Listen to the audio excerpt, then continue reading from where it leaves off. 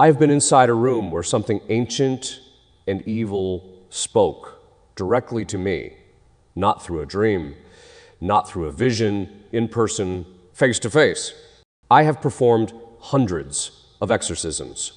I have stood in rooms that smelled like sulfur, rooms where grown men were lifted off the floor by forces no human being could explain.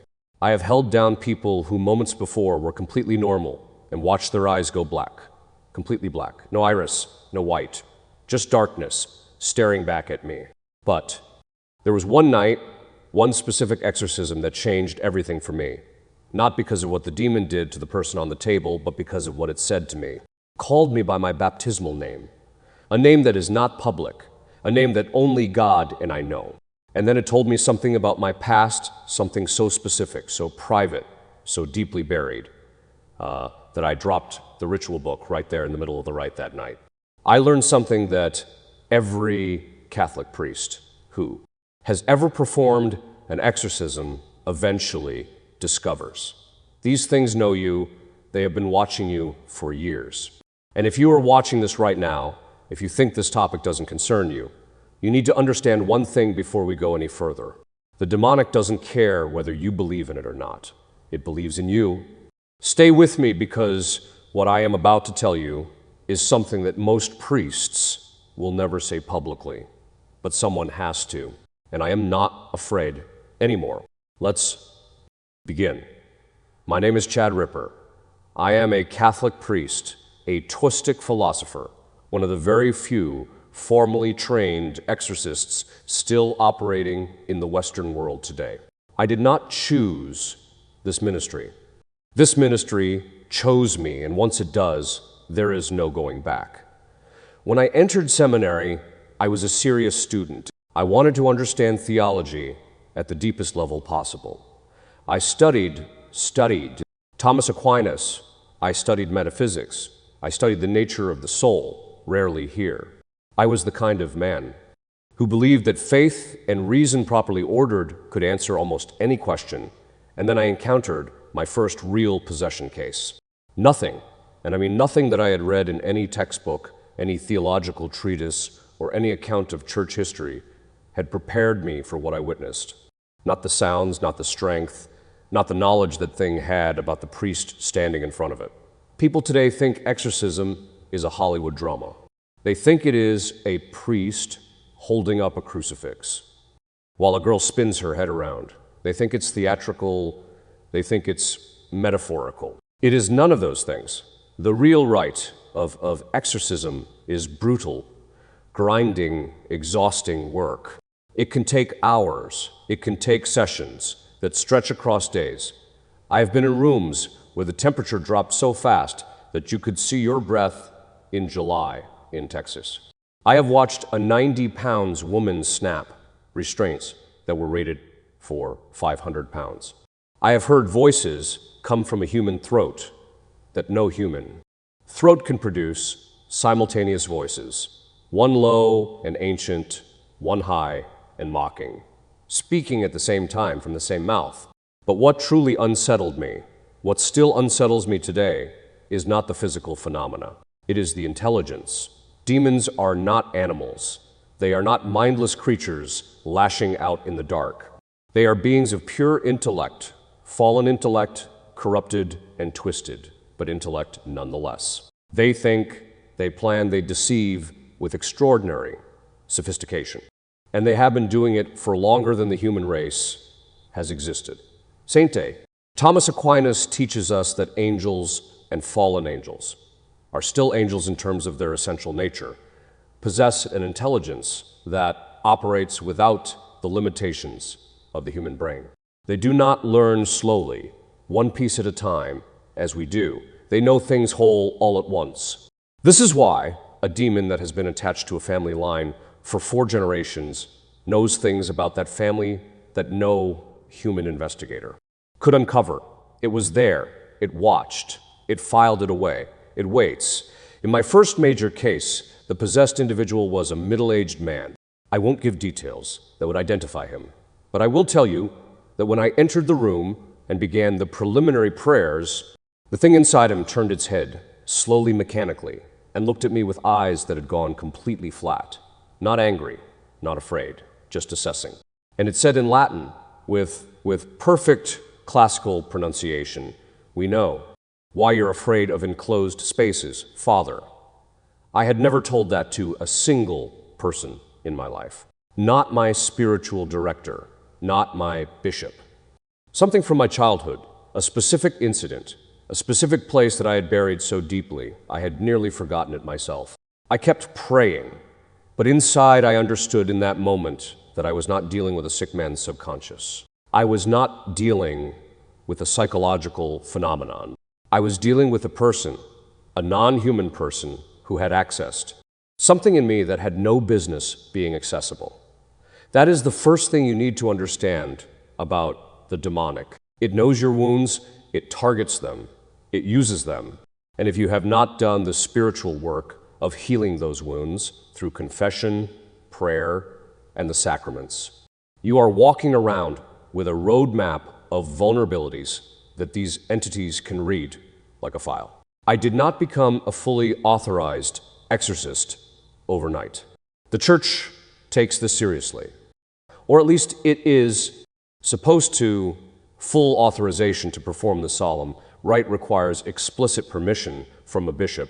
The church has this protocol for good reason, because inexperienced priests going into these cases without proper formation are not just ineffective, they are dangerous to themselves and to the people they are trying to help. Well, I've cleaned up the wreckage of amateur exorcisms gone wrong, where I've worked with people who were left in worse condition than they started because well-meaning but untrained individuals tried to cast out something they had no authority over and no preparation to face. The demonic is not impressed by enthusiasm. It is not moved by sincerity alone. It responds to one thing: the authority of Jesus Christ operating through a properly ordained minister of his church in a state of grace with the protection of the full sacramental life behind him. That is the structure. That is the armor. Remove any piece of it, and you are exposed in ways you cannot imagine. I want to spend the next several parts of this talk going deeper. I want to tell you what these things actually are, how they get in, what they want, what I have personally witnessed that most priests will carry to their graves without saying publicly, and most importantly, what you can do to protect yourself and your family. Because this is not just a problem for people who end up in a hospital bed, unable to speak their own name. This is happening in ordinary homes to ordinary people through ordinary-looking doors that most of us open without a second thought. One of the most dangerous lies that modern culture has accepted is this: that you have to do something dramatic to invite a demonic influence, that you have to join a cult or perform some kind of dark ritual or explicitly reject God in some formal ceremony. That is not how it works. That is almost never how it works, in my experience, across hundreds of cases involving people from every background, every age.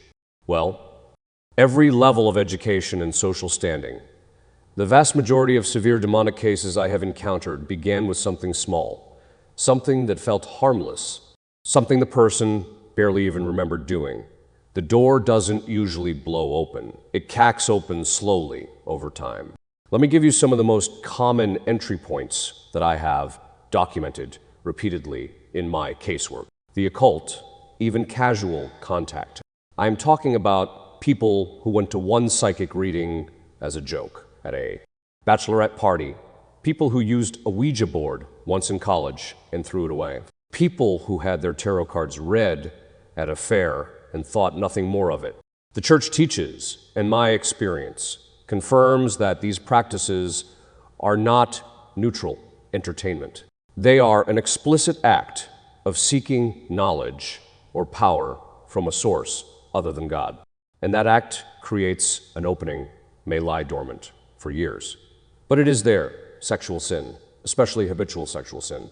I know this is not what people want to hear, but the demonic exploits the sacred specifically because it was designed to be sacred. Human sexuality, in its proper context, is a participation in the creative power of God.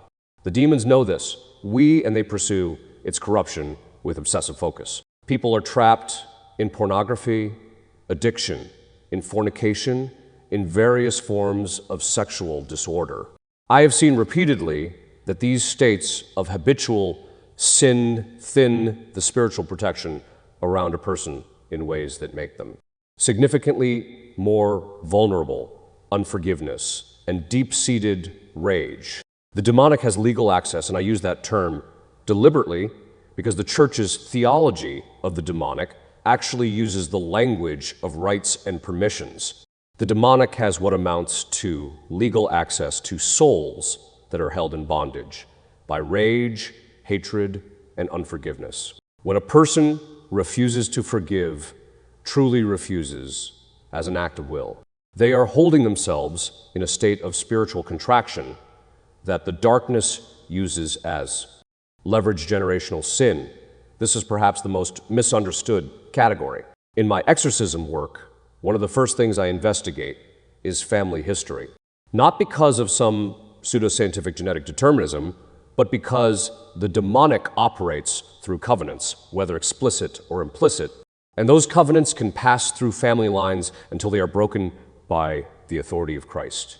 I have had cases where the affliction in the person I was working with traced back to an ancestor's. Deliberate involvement in Freemasonry or witchcraft or a blood pact that was made generations ago. The original person is long dead, but the attachment persists until it is renounced, rebuked, and severed by proper spiritual authority. I want to pause here and address something because I know what some of you are thinking. You are thinking, this sounds medieval. This sounds like superstition. This sounds like the kind of thing that science has moved past. And I want to respond to that directly. I am a trained philosopher. I have studied epistemology. I understand the difference between evidence and anecdote. I am not asking you to believe me because I say so. I am asking you to look at what we actually know about human consciousness and notice that materialist science cannot explain it. We do not have a scientific account of how physical matter produces subjective experience. We do not have a scientific account of near-death experiences where patients accurately report conversations and events that occurred while they were clinically dead. We do not have a scientific account of the documented physical phenomena in genuine possession cases. Phenomena that have been witnessed by teams of medical doctors who have no stake in a religious conclusion. The Jesuit priest, Dr. Herbert Thurston documented dozens of such cases in the early 20th century. The contemporary psychiatrist, Dr. Richard Gallagher, a Columbia-trained, Yale-affiliated academic, has publicly stated that he has witnessed cases that, in his clinical judgment, cannot be explained by any known psychiatric or neurological mechanism. He is not a credulous man. He is one of the most credentialed psychiatrists in the country. And he says, this is real. Now, back to the doors. What I want you to understand is that most people who come to me are not wicked people. They are often good people. People who love their families, people who go to Mass, people who try to live decent lives. But somewhere, either in their own history or in the history of those who came before them, a door was opened and no one knew how to close it. That is what we are going to talk about in part 3. What happens when you are in the room? What I have personally witnessed that I have never spoken about on camera before, and what the church's exorcism rite is actually designed to do at its deepest theological level.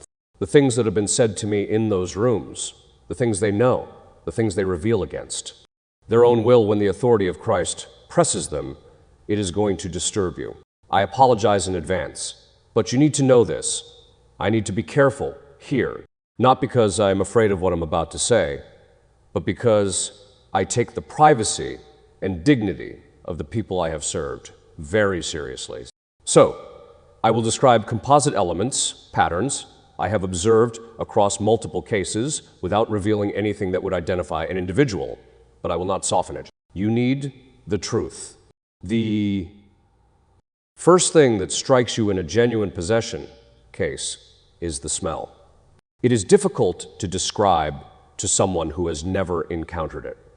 The closest I can come is this. Imagine the smell of something organic, something that should be living in a state of deep corruption. But beneath that, there is something else, something chemical and ancient. Sulfur is the word that gets used, and it is not inaccurate, but it does not fully capture it. It is a smell that makes the primitive part of your brain, the part that recognizes danger below the level of conscious thought, go silent and still. Your body knows something is wrong before your mind processes. The second thing is the eyes. I have spoken to colleagues about this, and we have all noticed the same thing. In genuine cases, there comes a moment in the right where the entity becomes fully manifest, where it stops hiding behind the person's normal presentation and reveals itself. In that moment, the eyes change. They don't roll back. They don't go red like in the movies. They go flat. The light that is normally present in a human eye, the quality of presence of being home behind the eyes, goes out. And what looks back at you is something that is not human and has never been human. We're wearing a human face. I cannot overstate how disorienting this is. Every instinct you have from a lifetime of social interaction is trained to read meaning from human faces. Your entire social brain is built around interpreting what you see in another person's eyes. When that reference disappears, when you look into eyes that have none of that quality, there is a vertigo that happens, a deep wrongness that no amount of training fully prepares you for. The third thing, and this is the one that changed my theology more than anything else I have ever experienced, is what they say when they are being pressed by the authority of the right. The Church's rite of exorcism includes commands, prayers, and commands addressed directly to the demonic that require it to identify itself, to reveal its legal claims, and to depart. What most people don't know is that these commands sometimes work in unexpected directions. Demons, when pressed by a legitimate spiritual authority, sometimes reveal things that they clearly don't want to reveal. They are compelled. I have had a demon, under the pressure of the right, involuntarily confess sins of the possessed person that no one in the room knew about. Sins that the person had never confessed, never told anyone. And that confession, involuntary, extracted against the demon's will, was the key to breaking the legal hold it had established. Think about what that means theologically. It means that the demonic can hold a person in bondage through unconfessed, unrepented sin. That sin creates a legal right, a permission, a foothold that gives it access. And the only way to close that door is through sacramental confession, through genuine repentance, through the absolution that only an ordained priest can give in the name of Jesus Christ. I have watched people walk into that room barely able to speak their own name, convulsing, screaming in voices that weren't theirs, physically restrained, and walk out afterward. Sometimes slowly, over multiple sessions. Sometimes suddenly, sometimes with an abruptness that leaves everyone in the room stunned into silence. The transformation is not gradual, it is decisive. Because when the legal right is removed, the presence has no authority to remain. There is one case that I return to in my mind more than any other. A woman in her late 30s, multiple psychiatric evaluations, multiple diagnoses, multiple medications, none of which had touched the core problem. When I first met her, she looked at me with those flat eyes and said in a voice that was not hers, in a language she did not speak, "The name of my confessor, not my bishop, my personal confessor." A private relationship that is by its nature sealed and hidden. That is not a thing a human being could know by accident. That is not a thing that can be explained by reading my correspondence or researching my background. That is knowledge that had to come from something that was watching, something that had been watching me specifically, cataloging what it knew, waiting for a moment to use it. It said, "My confessor's name to unsettle me, to make me feel exposed, to break my concentration and create doubt." And I want to be honest, it worked for about 3 seconds. 3 seconds where I felt a cold that had nothing to do with the temperature of the room. A cold that went all the way down, and then I picked up where I left off. Because the one thing I know, the one thing that 20 years of this work has burned into me at the level of bone, is this. It knows my confessor's name. And my confessor's power to absolve me comes from the same Christ who created these beings and will ultimately judge them. That name they cannot use. That name they can only flee. We'll go deeper in part 4 into what the demonic hierarchy actually looks like and why it matters for your own spiritual life. Because what happens in those rooms is not separate from what happens in your living room. It is the same war, just at different intensities. Most people think of the demonic as a vague, undifferentiated force, a kind of spiritual static dark energy without structure or order. This is completely wrong.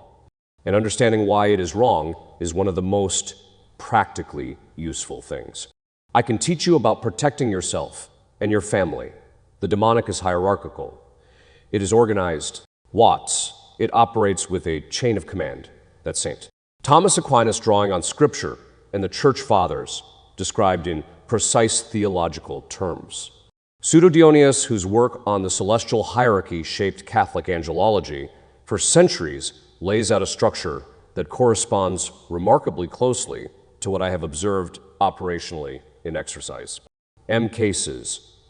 There are different classes of demonic beings with different degrees of power, different areas of specialization, and different degrees of attachment they are capable of forming with human beings. At the lower end are what we might call oppression spirits, entities whose primary mode of operation is external harassment, disturbances in the home, unusual sounds, objects moved, a persistent sense of being watched or followed, unusual run of bad luck, accidents, relational conflict that seems to come from nowhere and resist every practical solution. These lower entities are the most commonly encountered and, relatively speaking, the most easily addressed by simple, consistent sacramental practice. I say relatively speaking, I don't want to minimize it. Even these lower order oppression states can be genuinely debilitating. I have worked with families where children couldn't sleep, marriages were collapsing, deteriorating, health was deteriorating, all of which cleared when the spiritual root cause was properly addressed. Above these are what the tradition calls infestation entities. Spirits attached to a location rather than or in addition to a person, houses, property, objects. Yes, objects. I have dealt with cases where an object brought into a home from a garage sale or an antique market or an inheritance from a relative who was involved in occult practice served as a point of attachment. NT for something that then made the entire household miserable. This is not superstition. The Church has prayers and rites specifically for the blessing and cleansing of objects and places, precisely because the tradition recognized very early that these attachments are real and need to be properly addressed. Then there are the higher order entities, the ones involved in cases of full possession. These are not random opportunists. They are, in my observation, almost always there, because a specific door was opened, often long ago, often by someone in the family line, rather than the person currently suffering. They have a legal claim they were invited in at some point by someone's free choice, and they are extremely reluctant to leave because they understand that their presence, it depends on that claim remain. Ning unchallenged. One of the things that has shocked me most consistently in this work is how organized their strategy is. These entities do not simply attack. They plan. In multiple cases, I have discerned through the right, through spiritual direction with the person involved, and through careful reconstruction of the timeline that the demonic had been operating in a family across multiple generations, systematically working to prevent certain members from reaching certain sacraments at critical moments, steering people away from confession at key moments, creating circumstances not through magic, but through the exploitation of human weakness and natural circumstances that led to the breakdown of faith and the opening of further doors. It is a long game, and they are patient in a way that no human adversary is patient, because they are not bound by time the way we are. Now, what does this mean for you sitting in your home watching this video? It means that spiritual warfare is not something that happens to extraordinary people in extraordinary circumstances. It is the baseline condition of every human life.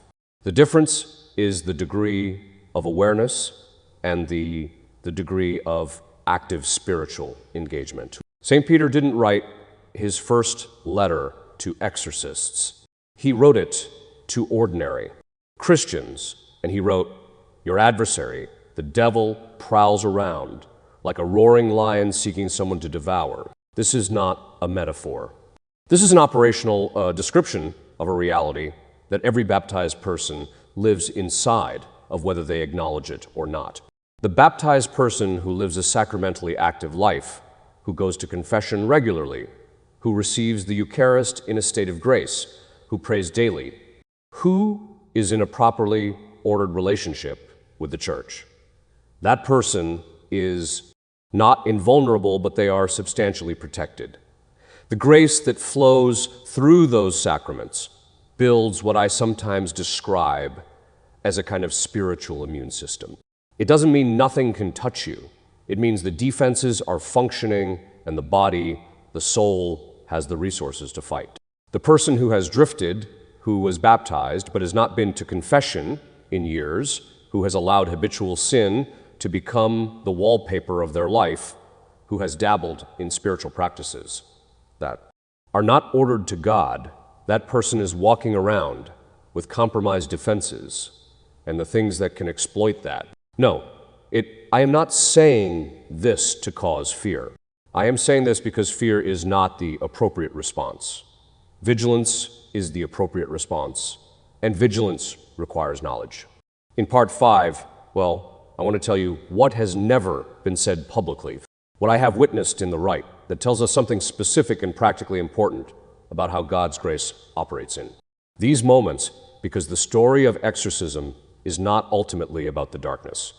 It is about the power that overcomes it. And what I have seen of that power is, if anything, more shocking than what I have seen of the darkness itself.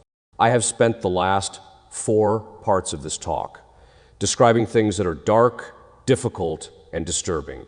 And that was necessary, because you cannot understand the solution until you understand the problem. But now, I want to tell you something that I do not talk about often enough, something that I think is actually more important and more shocking in its own way than anything I have described about the demonic. I want to tell you about what I have witnessed on the other side of the equation. The first time I witnessed a genuine deliverance, not a gradual improvement, not a therapeutic breakthrough, but an instantaneous, decisive, irreversible expulsion of something that had been present in a person for years. I stood in that room afterward and cried, not from fear, not from relief, from awe, because what I had just witnessed was not the result of my effort. It was not the result of my words or my ritual performance. I am a broken, imperfect, sinful man. I have been to confession more times than I can count precisely, because I know what I am. What happened in that room happened because I was holding open a channel to something infinitely beyond myself. When that something moved, when the authority of Christ communicated through 2,000 years of sacramental tradition, and the church he founded actually landed, the contrast was absolute. Things screamed, not in pain, the way a creature in physical pain screams.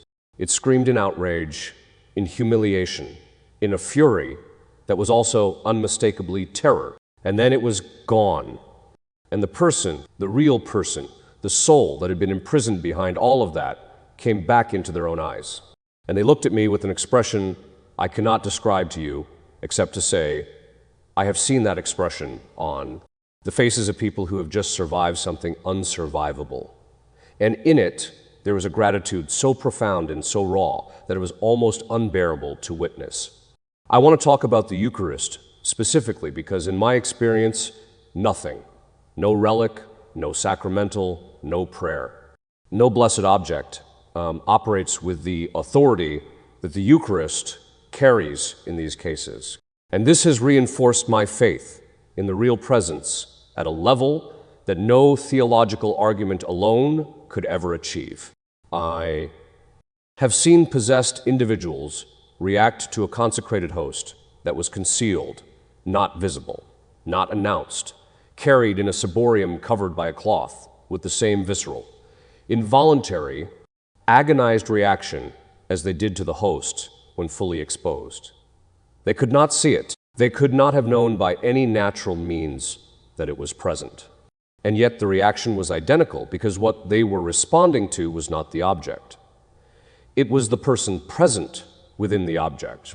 If you are a Catholic who has drifted from the Eucharist, if you receive it casually or infrequently or without proper preparation, I want you to sit with that for a moment, because what I've witnessed in those rooms is the most direct empirical confirmation of the real presence that I know of.